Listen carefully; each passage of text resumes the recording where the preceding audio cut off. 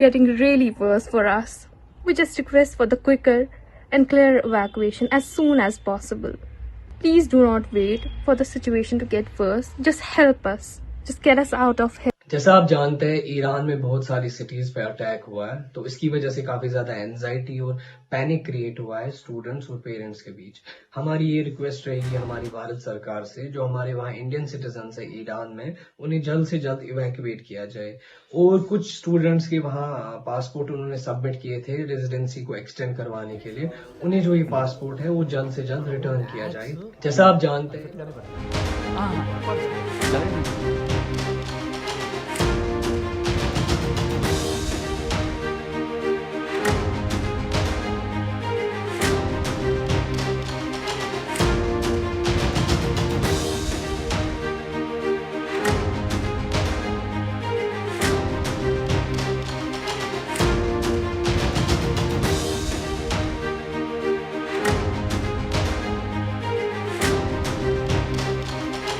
Breaking news చూస్తున్నారు.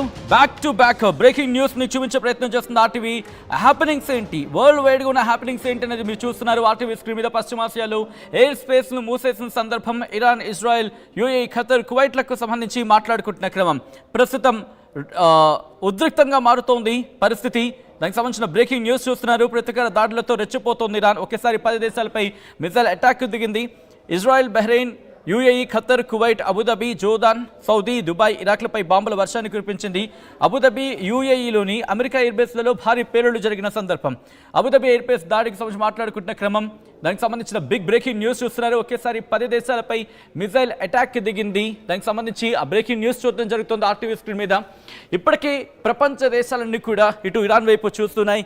ఎందుకంటే దుబాయ్తో పాటు యుఏఈ అంటే దుబాయ్, దాంతోపాటు కువైట్ కావచ్చు, ఇటు అరబ్ కంట్రీస్ అన్నీ కూడా ఒక్కసారిగా ఆందోళన వెలుబుచ్చుతున్నాయి. ఇరాన్లో చిక్కుకున్న భారతీయులు కూడా కష్టాన్ని ఎదుర్కొంటున్నారు. తమని కాపాడాలంటూ భారత ఎంబసీకి సెల్ఫీ వీడియోని రిలీజ్ చేయడం జరుగుతోంది. టెహ్రాన్లో ఉన్న భారతీయ విద్యార్థుల కోసం ఎమర్జెన్సీ నెంబర్స్ని కూడా ఏర్పాటు చేయడం జరిగింది. ఎమర్జెన్సీ నెంబర్ల గురించి మాట్లాడుకుంటే +9891 281 09115 లేదా 9891 281 09115 ఒకటి, రెండోది లాస్ట్ 3 డిజిట్స్ 109 అంటే 9891 +9891 281 109 109. ఇంకో నెంబర్ +9891 1281 09 102. ఇంకొక నెంబర్ +9899 321 7959. ఇరాన్లో ప్రస్తుతం 10,000 మందికి పైగా భారతీయులు ఉన్నారనేది సమాచారం. టెహ్రాన్, ఇస్ఫహాన్, జహదర్ నగరాల్లో నివాసం ఉంటున్నారు. వీలైనంత త్వరగా స్వదేశానికి తీసుకొచ్చేలా ప్రయత్నాలు చేస్తుంది భారత్. యుద్ధ నేపథ్యంలో అప్రమత్తంగా ఉండాలంటే ఇప్పటికే హెచ్చరికలు జారీ చేస్తుంది. దానికి సంబంధించి బ్రేకింగ్ న్యూస్ చూస్తున్నారు. ఇటు అనదర్ బ్రేకింగ్ న్యూస్ మీరు చూడడం జరుగుతుంది. ప్రతీకార దాడులతో ఇటు ఇరాన్ దాడులకు దిగుతున్న క్రమం. ఇప్పటికీ ఈ కాన్ఫ్లిక్ట్ ఉద్రిక్తతకు దారితీస్తుంది. ఇరాన్ ఒకటే చెప్తోంది, అమెరికా బేసెస్, మిడిల్ ఈస్ట్లో ఉన్న అమెరికన్ బేసెస్ అన్నిటినీ కూడా మేము టార్గెట్ చేసుకున్నామని చెబుతున్న క్రమం. ఇప్పుడు time for Iranians to cash of అంటూ కూడా నెతన్యాహు చెబుతున్న సందర్భం. దయచేసి ఇక్కడ ఆలోచించే ప్రయత్నం చేయండి, ఇరాన్ ప్రజలు మీరు ఆలోచించుకోండి, మీ వంతు అంటూ కూడా మాట్లాడుతున్న క్రమం. దీంతోపాటు లేటెస్ట్ డెవలప్మెంట్స్ అందుతూనున్నాయి. మరీ ముఖ్యంగా ఇటు ఆయతుల్లా అలీ ఖమేనీ ప్రస్తుతం ఎక్కడ, ఎందుకంటే టెహ్రాన్ టార్గెట్గా జరుగుతోంది. ఇన్ఫ్యాక్ట్ టెహ్రాన్కి సంబంధించి మాట్లాడుకునే క్రమంలో టెహ్రాన్ని టార్గెట్గా చేసుకొని వెళ్తోంది. వాళ్ళిద్దరి కోసం పెజెష్కియాన్తో పాటు Iran supreme leader ఆయతుల్లా Ali Khamenei.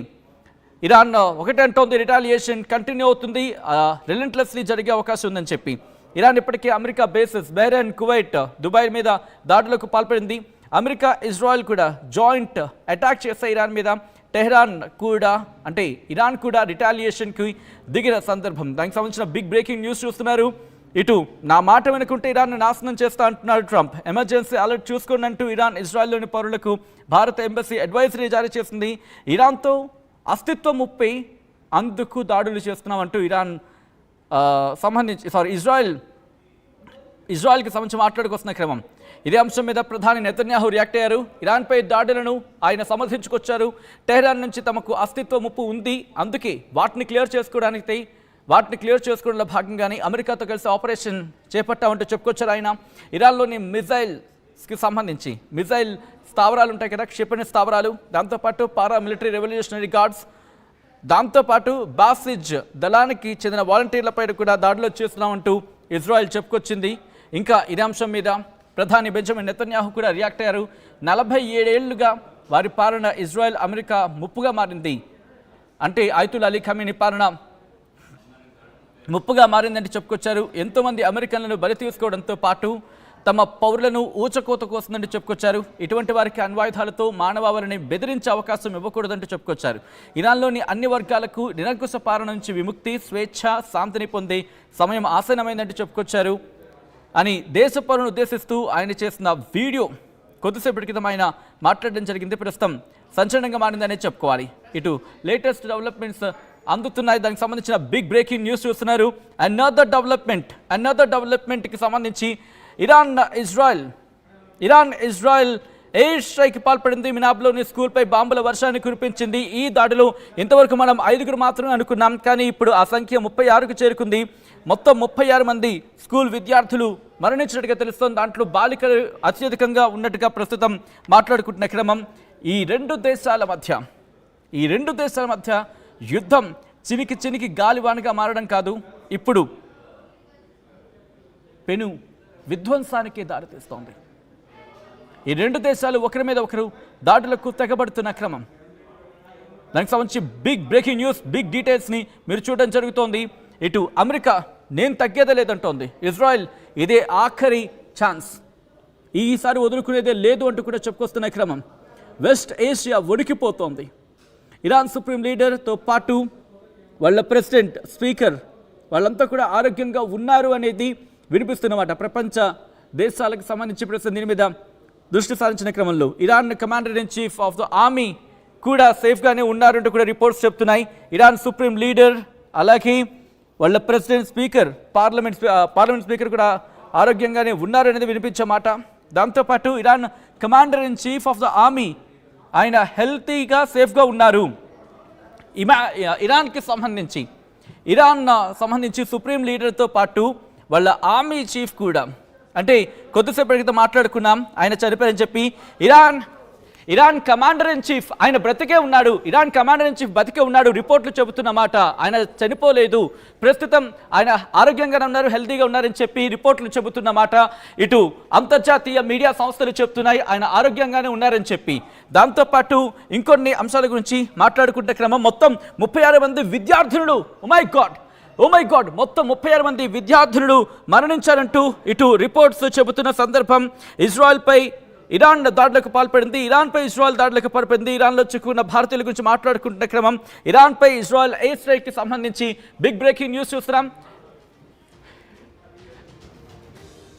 Right, latest breaking news అంతోంది. బ్రేకింగ్ న్యూస్ చూద్దాం.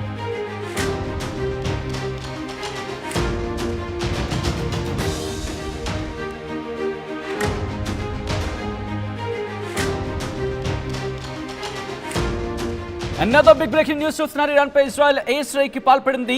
మినాబ్లోని గల్ఫ్ స్కూల్పై బాంబుల వర్షాన్ని కురిపించింది. ఈ ఘటనలో 36 మంది స్కూల్ విద్యార్థులు మృతి చెందారు. మొత్తం 36 మంది కూడా విద్యార్థులే, అంటే గర్ల్స్ స్టూడెంట్స్. 36 మంది గర్ల్స్ స్టూడెంట్స్ హతమయ్యారని చెప్పి ఇటు ఆ రిపోర్ట్లో చెప్పుకొస్తున్న క్రమం. డీటెయిల్ ఇన్ఫర్మేషన్ తెలుసుకుందాం. నా కొలీగ్ కళ్యాణ్ అప్డేట్స్ అందించేందుకు మరి కాసేపట్లో జాయిన్ కాబోతున్నారు. ఇప్పుడు ప్రపంచవ్యాప్తంగా ఎటువంటి పరిస్థితులు ఉన్నాయి, ఎందుకంటే ఏకంగా 10 దేశాలను టార్గెట్ చేస్తుంది ఇరాన్. ఇటు ఇరాన్ని టార్గెట్ చేశాయి 2 దేశాలు, ఇజ్రాయెల్, అమెరికా. ఇప్పుడు దుబాయ్ కూడా యుద్ధంలోకి దిగుతానంటోంది. ఇటు బహ్రెయిన్ ఏం చేయబోతోంది, ఖతార్ ఏం చేయబోతోంది. ఖతార్లో ఇప్పటికే దాడులు చేసిన క్రమంలో తమ ప్రజల్ని, తమ పౌరుని కాపాడుకోవాలని చెప్పి ఆ దేశం ఇప్పటికే అడ్వైజరీని జారీ చేస్తుంది. ఈ నేపథ్యంలో ఇప్పుడు ఇది కాస్త ప్రపంచ యుద్ధానికి దారి తీయబోతోందా, డీటెయిల్గా మాట్లాడుకునే ప్రయత్నం చేద్దాం. బట్ అంతకన్నా ముందు ప్రస్తుతం అక్కడ ఎటువంటి పరిస్థితుల్లో తెలుసుకునే ప్రయత్నం చేద్దాం. నా కొలీగ్ కళ్యాణ్ అప్డేట్స్ అందించేందుకు లైవ్లో కంటిన్యూ అవుతున్నారు. కళ్యాణ్, ప్రస్తుతం 36 మంది మరణించినట్టుగా తెలుస్తోంది, సిచ్యువేషన్ ఏంటి అక్కడ? Right, exactly. 36 మంది మరణించారు. మిసైల్స్ ఏదైతే ఒక స్కూల్ ని ఇస్ఫహాన్ కి సంబంధించి, అలాగే ఆ ఏరియాస్ లో ఉన్న స్కూల్స్ ని టార్గెట్ చేయడం వల్ల దాంట్లో ఉన్న అమ్మాయిలు, ఆ స్కూల్ పిల్లలు వాళ్ళందరూ కూడా 36 మంది చనిపోయినట్టు తెలుస్తుంది కదా. ఇంతకుముందు మనం 5 అనుకున్నాం, కానీ ప్రస్తుతానికి 36 మంది చనిపోయినట్టు తెలుస్తుంది. మొత్తానికైతే అటాక్స్ లొకేషన్స్, ఇటు ఇరాన్ లో ఉన్న ప్లేసెస్ కూడా కొన్ని మారిపోయాయి. గతంలో మనం చూస్తే ఓన్లీ ఇస్ఫహాన్, అలాగే తెహరాన్ ఇలాంటి ప్లేసెస్ ని మాత్రమే ఇజ్రాయెల్ అలాగే అమెరికన్ ఫోర్సెస్ టార్గెట్ చేసే. ప్రస్తుతానికి ఇటు ఖోమ్ షా, అలాగే కరాజ్, తబ్రీజ్, అలాగే పోర్ట్ సిటీ బుషెహర్ ఇలాంటి ఏరియాస్ లో కూడా ప్రస్తుతానికి స్ట్రైక్స్ జరిగినట్టు తెలుస్తుంది. స్ట్రైక్స్ చాలా సిస్టమేటిక్ గా ఇరాన్ కోర్ ఇన్ఫ్రాస్ట్రక్చర్ ఏదైతే ఉందో, ఇటు ఇరాన్ పార్లమెంట్ కావచ్చు, అలాగే నేషనల్ సెక్యూరిటీ కౌన్సిల్ కావచ్చు, మినిస్ట్రీ ఆఫ్ ఇంటెలిజెన్స్ కావచ్చు, మినిస్ట్రీ ఆఫ్ డిఫెన్స్ కానీ, అలాగే Iranian atomic energy agency military complex, ఇలా ఒక్కొక్కటిగా అంటే మొదటగా పార్లమెంట్, దాని తర్వాత మినిస్ట్రీస్ కి సంబంధించిన ఇన్ఫ్రాస్ట్రక్చర్ బిల్డింగ్స్ కావచ్చు, దాని తర్వాత ఇటు డిఫెన్స్ కి సంబంధించిన వీటన్నిటిని ఒక్కొక్కటిగా, అంటే మొత్తానికి అయితే గవర్నమెంట్ ఇన్ఫ్రాస్ట్రక్చర్ మొత్తాన్ని ధ్వంసం చేస్తున్నారు. దాని తర్వాత ఇటు తెహ్రాన్ ఒకసారి మనం చూస్తే కనుక, ఇటు సుప్రీం లీడర్ ఖమేనీని